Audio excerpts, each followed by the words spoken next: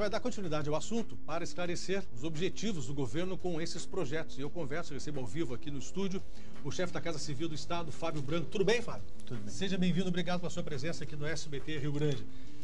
É um assunto que é notícia há muito tempo, desde o ano passado. O Estado quer fazer essas mudanças, quer vender empresas, enfim, precisa dessa autorização dos deputados estaduais para tocar à frente esse projeto aí.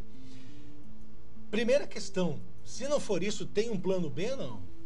Não. Primeiro, boa tarde a todos, a Tia Coelho, a todos os telespectadores. Não existe plano B, né? Até porque o governador, desde 2015, quando assumiu, ele está num propósito de fazer com que nós tenhamos o equilíbrio financeiro, o equilíbrio fiscal do Estado do Rio Grande do Sul. Ao longo dos últimos 40 anos, se gastou mais que se arrecadou. E essa conta, infelizmente, chegou.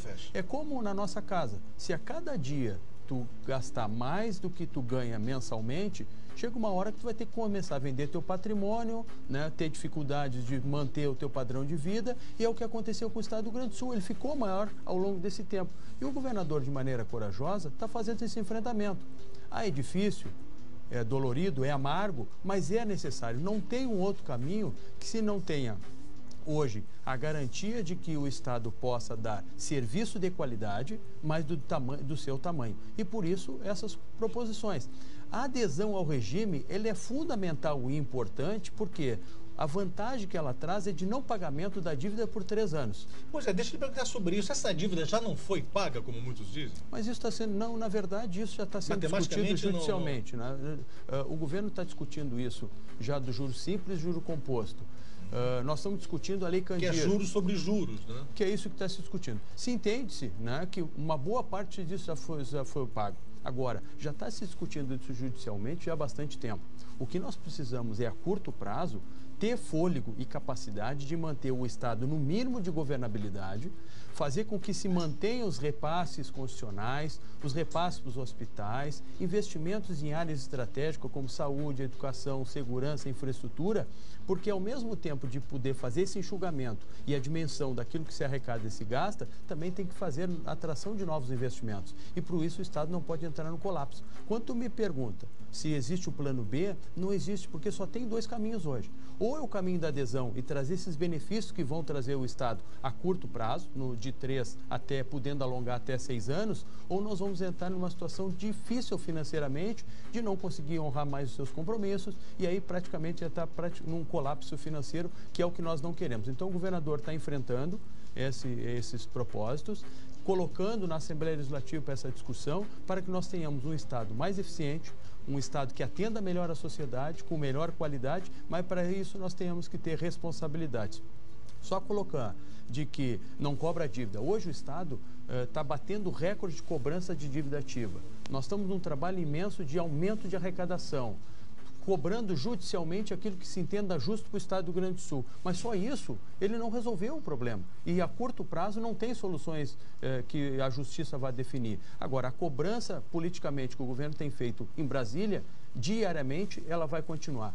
Agora, nós precisamos desse espaço para que se tenha um mínimo de governabilidade. O governador hoje, e ele tem dito, ele não está preocupado com o seu mandato nesse período. Ele está preocupado com as futuras gerações e o futuro do Estado do Rio Grande do Sul.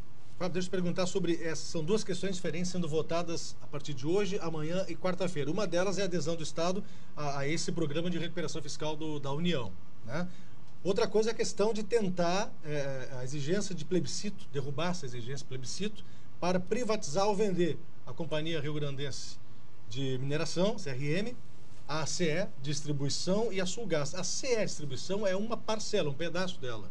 É a parte que menos dá lucro, que precisa de mais investimentos. Na verdade, é que dá mais prejuízo. Mais prejuízo. Mais prejuízo. Hoje qual é a viabilidade essas três autorizações passaram? Porque tem como vender a CE só a parte podre da CE ou não? Ninguém vai querer comprar a parte boa junto.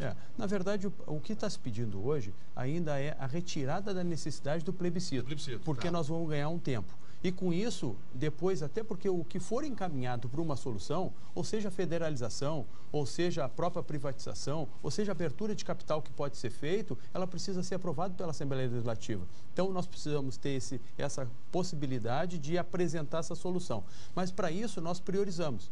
Primeiro, o regime precisa ser aprovado, porque isso nós adiantamos e aceleramos o processo em Brasília para poder fazer a adesão. E depois, sim, a aprovação da retirada do plebiscito e por prioridade, Sulgás, CRM e CE. Essa é a ordem de votação que nós queremos nesses 3 dias na Assembleia Legislativa. Qual é a expectativa? A expectativa é positiva, até mesmo porque nós precisamos do futuro do Estado do Rio Grande do Sul. Ou é este caminho, ou, como eu disse, o caminho é muito duro, muito ruim para os próximos passos. Um governo que é o governador Sartori, com o responsável, e com coragem que ele tem feito, eu não tenho dúvida que, fazendo tudo que precisa ser feito, com esse espaço que vai se ter nesses 3 anos, nós vamos recuperar o Estado do Rio Grande do Sul, podendo ter a capacidade de fazer novos investimentos com servidores públicos, na sua infraestrutura e colocar o Rio Grande do Sul onde ele merece. Essas sugestões, que não são novidade, mas sempre vêm à tona, do deputado Pedro Ruas, que é da oposição, do PSOL. Primeiro, a questão das isenções fiscais, né? Muitos consideram que há uma caixa preta no governo, nunca não se sabe exatamente quais são os grandes empresários e se eles precisam ter isenção fiscal. Né? Há suspeitos que são grandes empresários, não precisariam, empresários que têm mercado, cujas empresas têm ações no mercado internacional, enfim, industriais, metalúrgicos, enfim, gente que não precisaria de isenção e está tendo isenção por uma questão de parceria política amarrada lá atrás. E que governos vão renovando isso. Isso, a última renovação, é a nossa renovação de isenções fiscais, não é isso? Não, só para colocar, a maioria dos incentivos que tem é por lei que se tem. Então, é de maneira transparente, aberta, então não existe hoje a desinformação. Então, todos os processos... Não existe uma caixa preta, assim, quanto cada empresa tem de isenção? Não tem. E até mesmo porque agora a própria foi entregue todos esses processos para o Tribunal de Contas e a Justiça para que possa fazer todas as auditagens sobre esse processo. O importante é colocar 50% dos incentivos que existem, eles são ou federal ou da cesta básica. E o restante é de competitividade. E é uma discussão que nós temos que ter uma discussão mais ampla, porque também não podemos afugentar os investidores do Estado do Rio Grande do Sul. E esse é um mecanismo de atração de novos investimentos. Eu te coloquei que é importante para o Estado fazer o dever de casa e saber o seu dimensionamento, não gastar mais que arrecada, mas nós precisamos também fazer com que o Estado seja atrativo, trazer novas empresas, gerar novos empregos. Mas não pode ter tanta bondade também do governo, né? 20 anos de isenção, aí não dá, né? Tem que... renova cada 2 anos, 5 anos, vou te dar uma canja, daqui a 5 anos vem outra empresa. É que se nós pensar também só para esse lado, também nós vamos afugentar todos. Então essa é a dificuldade que quem está não fica e novos não vêm. Que pode ir para outros estados, pode ir para outros. Existe sempre, você sabe, da guerra fiscal que existe em todos os estados. Ou nós vamos ser um estado atrativo, que nós temos tudo para ter, nós temos o melhor capital humano, nós temos uma posição geográfica, mas dependendo dos produtos. E é o que o governador quer fazer. Primeiro, um estado eficiente. Um estado eficiente é um estado que atenda a sociedade com qualidade. E esses são os projetos que precisam ser votados. Cobrança de sonegadores, 7 bilhões ao ano? Acabamos de bater, porque isso é muito mais um discurso da oposição que efetivamente daquilo que está na prática. Nós estamos batendo os recordes de cobrança. A cada ano vem batendo. A Secretaria da Fazenda tem melhorado a suficiência com inteligência, com tecnologia, apertando cada vez mais os sonegadores para que a gente possa realmente bater, aumentar a arrecadação. E isso vem batendo. Em dezembro se fez a avaliação, se aumentou praticamente 30% da cobrança da dívida ativa, que é o que vai se fazendo. Os sonegadores, a cobrança da dívida, é um trabalho intenso que precisa ser feito. Mas isso não resolve, por isso que eu digo que é muito mais a oposição não quer votar do que efetivamente colocar a responsabilidade. Essa estratégia de nós empurrar com a barriga é o que nós chegamos à posição do Estado hoje. Ou nós vamos saber que nós chegamos nessa situação em fazer um enfrentamento e resolver os problemas estruturais, como o governador está fazendo, a lei complementar da Previdência, uma lei de responsabilidade estadual que ela é mais rígida que a federal e ter atitudes corajosas de não fazer demagogias em alguns momentos e principalmente preocupado com a eleição deste ano, que muitos mais estão preocupados com a eleição deste ano que efetivamente com o atendimento daquilo que eu digo, com a qualidade de vida da sociedade gaúcha. A oposição não quer contribuir com a azeitona na empada alheia, né? Nós precisamos ter um pouco mais de responsabilidade de olhar para o Estado. Ao invés de estar discutindo, talvez, tanta divergência, nós precisamos somar os esforços, todo mundo puxar para o mesmo lado e o período de eleição vai poder discutir. Deixa eu lhe perguntar sobre a Lei Candir.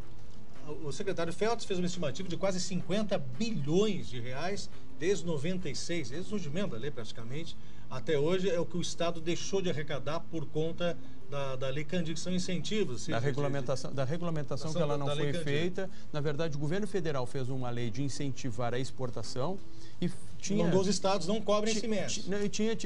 Tinha feito uma medida para compensar essa diminuição de receita de ICMS. A compensação infelizmente, até hoje ela não foi regulamentada de maneira correta como deveria ter sido feita. Agora, quando se diz a oposição colocar... Desculpa, só para entender, faltam regras bem claras, então, de como que a União deve repassar essa compensação da diminuição de receita do ICMS, que quando ele é exportado, ele é isento. Então, tem que fazer. Agora, a própria situação de quando se diz a oposição coloca muito a Lei Candir, e que se diz fácil a solução, o próprio hoje que estão na oposição tiveram no governo federal praticamente 12, 13 anos e não resolveram esse problema. Então não adianta achar que é uma solução milagrosa, achar que tem a varinha mágica para resolver esses problemas, e nós vamos continuar discutindo isso. Hoje esse tema está junto ao Congresso Nacional para fazer essa regulamentação. Quando for regulamentado, o Estado do Rio Grande do Sul vai fazer a cobrança, seja do pretérito para trás, ou seja daqui para frente, daquilo que entenda como justo e direito para o Estado. Vamos aguardar os próximos capítulos, então. Vamos lá, se Deus quiser. Obrigado, chefe da Casa Civil, Fábio Branco, chefe da Casa Civil do Rio Grande do Sul, pela entrevista aqui no SBT Rio Grande. Obrigado pela oportunidade.